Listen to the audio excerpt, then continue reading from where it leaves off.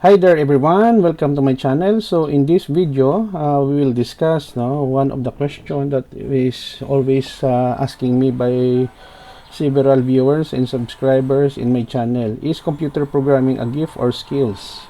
Before we start, I would like to say thank you so much to all my viewers, silent viewers, and supporters in my channel. Thank you for watching my videos.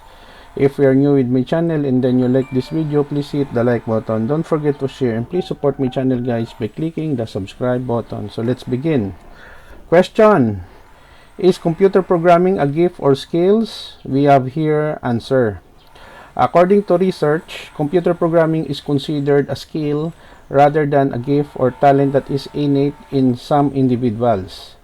For example, a study by Dweck and Liggett 1988 found that individuals who believed that intelligence and abilities could be developed through effort and learning were more likely to take on challenging tasks and persist through difficulties, while those believed that abilities were fixed were more likely to give up when faced with challenges.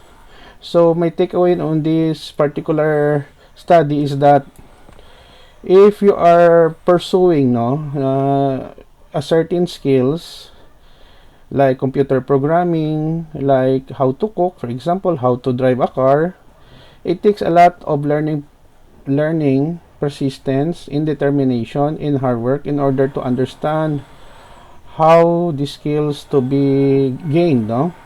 But if those people who are thinking that these skills is already a part of their personality when they are born, they can easily be frustrated and easily give up.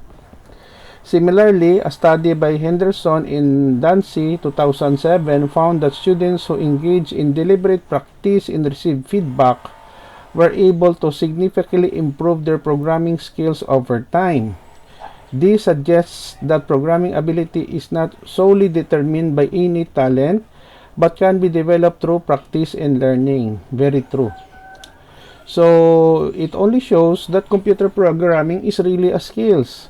Some people are more talented to others because of their interest, because of their creativity.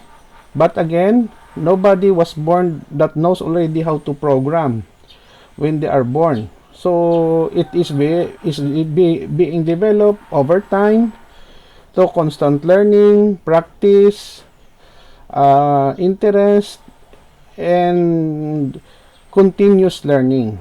For my references, we have here Dweck C.S. and Liggett E.L. 1988, A Social Cognitive Approach to Motivation and Personality Psychological Review 952-256-273. And then we have also here Anderson C. Dancy M. 2007, Barriers to Adoption of Computer-Based Learning Objects in Science and Engineering, Journal of Computing in Higher Education, 18.1, pages 28 to 24.